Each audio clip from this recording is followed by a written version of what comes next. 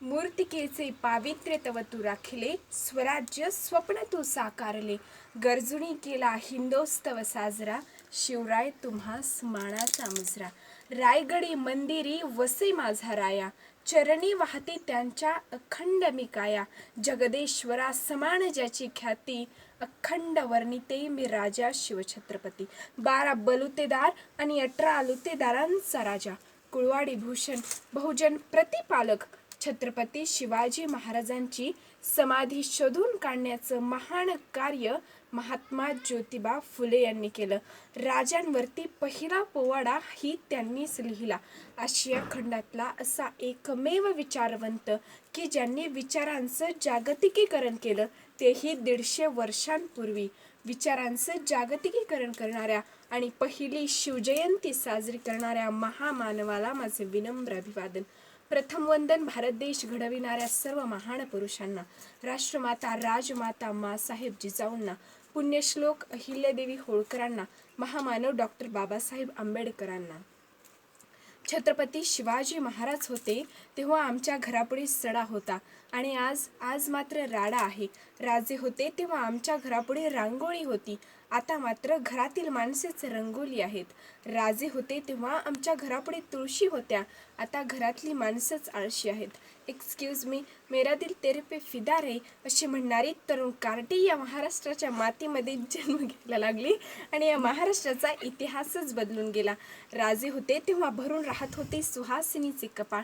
राजे होते तेव्हा कसा होता हा महाराष्ट्र. आधीची माणसं लवकर उठे लढाईला सुटे, तलवार तुटे पण पीछे ना हटे. आत्ताची माणसं उशिरा उठे, दारूला सुटे, ग्लास फुटे पण पीछे ना हटे. जिजाऊ तुमच्यामुळेच आम्हाला जाणता राजा मिळाला. स्वराज्याचा खरा अर्थ त्यांच्यामुळे तर कळाला. जहागिरीचा कारभार आणि किती जबाबदाऱ्या होत्या, तरीही स्वराज्याचं देखणं स्वप्न तुम्ही पाहत होत्या. तुमच्या कार्याची थोरवी सर्वांनी गायला पाहिजे. आमच्या भगिनींनीही जिजाऊ व्हायला पाहिजे. सोशल मीडियाचा तरुणांवरती एवढा प्रभाव आहे की त्यांना पबजी सारख्या वेळखाऊ आणि घातक गेम्स माहीत आहेत, परंतु छत्रपती शिवाजी महाराजांनी जिंकलेला पहिला किल्ला कोणता याचं नाव मात्र त्यांना आठवणार नाही. परंतु ऐश्वर्या रॉयच्या मुलीचं नाव काय आहे हे मात्र त्यांना नक्की सांगता येईल. परंतु छत्रपती शिवाजी महाराजांचा राज्याभिषेक कधी झाला हे मात्र त्यांना सांगता येणार नाही. संत तुकोबाराय म्हणतात, पुत्र असावा ऐसा गुंडा ज्याचा तिन्ही लोकी झेंडा. परंतु आजचे तरुण पाहता असे म्हणावेसे वाटते, पुत्र असावा ऐसा गुंडा ज्याचा फक्त सोशल मीडियावरच झेंडा. आजचा तरुण म्हणतो, आहे तरुण तोपर्यंत घे मजा करून, गेला मरून की टाकतील पुरून, ज्याच्या जीवावरती भारत महासत्ता व्हावा असं स्वप्न आपण पाहतो. तोच तरुण आज आपल्याला इतका स्वार्थी झालेला दिसतोय. छत्रपती शिवाजी महाराजांच्या विचारांची, त्याचबरोबर सर्व महान पुरुषांच्या विचारांची आज या समाजाला गरज आहे. छत्रपती शिवाजी महाराज आपल्या मावळ्यांना सांगत की शेतकऱ्याच्या भाजीच्या देठाला जरी हात लावला तर खबरदार, कारण शेतकरी आपल्या मुलाबाळांप्रमाणे आपल्या पिकाला, झाडांना, वृक्षांना जपतो, तर हाताच्या फोडाप्रमाणे तो आपल्या पिकांची काळजी घेतो. छत्रपती शिवाजी महाराज दुष्काळामध्ये शेतकऱ्यांचा शेतसारा माफ करत होते. पेरणीसाठी बियाणे बैलजोडी ही सरकारकडून म्हणजे छत्रपती शिवाजी महाराज शेतकऱ्यांना देत होते. आज मात्र 3 महिने 2000 रुपये भेटतात. या 2000 रुपयात एक तेलाचा डबा तरी येतो का हो? परंतु हेच 2000 रुपये आम्हाला संकटकाळी लाख मोलाचे असतात. परंतु ही 2000 रुपये ही रक्कम वाढण्याची गरज आहे. सरकार शेतकऱ्यांसाठी अनेक योजना राबवते, परंतु या योजना जनतेपर्यंत जशा आहेत तशा पोहोचत नाहीत. मध्ये खाणारी भरपूर लोक आहेत. 350 वर्षापूर्वी छत्रपती शिवाजी महाराजांनी रायगडावरती शौचालय बांधली, झाडे लावली. आम्ही मात्र इंग्रज गेल्यापासून झाडे लावतोय. दरवर्षी तोच खड्डा, मात्र त्या खड्ड्यात आम्ही दरवर्षी वेगवेगळं झाड लावतो. अशी परिस्थिती आज आम्हाला दिसत आहे. नारी की निंदा मत करो, नारी है रत्न की खान. नारी से ही पैदा हुए राम कृष्ण और हनुमान. मासाहेब जिजाऊ छत्रपती शिवाजी महाराजांना आणि मावळ्यांना सांगत की स्त्री ही मराठ्यांच्या देव्हाऱ्यातील देवता आहे, तिचा मान सन्मान हा झालाच पाहिजे. रांजेगावच्या बाबाजी गुजर पाटलाने एका स्त्रीवरती बदंमल केला होता, म्हणून त्याचे हातपाय कलम करून त्याला चौरंग करण्याचा आदेश दिला होता आणि या आदेशाची अंमलबजावणी तात्काळ करण्यात आली होती. एकाला मारा आणि 10,000 जणांना भयभीत करा.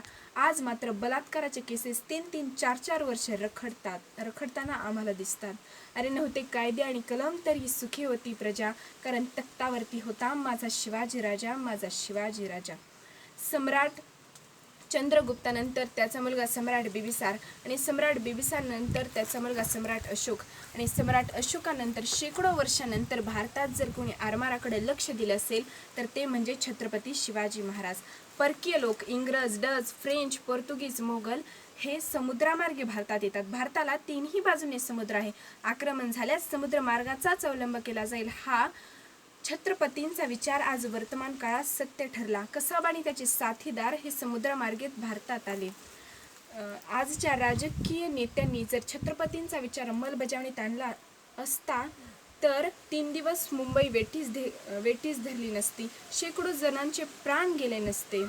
छत्रपतींची शक्ती कशात होती तर 18 पगड जातीची मावळे हीच त्यांची शक्ती होती. बहिर्जी नाईक गुप्तहेर खात्याचे प्रमुख होते, जे की रामोशी समाजातील होते. जीवा महाले, शिवा काशीत जे की नाभिक समाजातील होते. बाजीप्रभू देशपांडे यांनी स्वतःच्या रक्ताचा अभिषेक स्वातंत्र्य देवतेला अर्पण केला होता, जे की प्रभू समाजातील होते. आज मात्र जिकडे तिकडे धर्मासाठी जातीसाठी दंगली होताना आपण बघतो.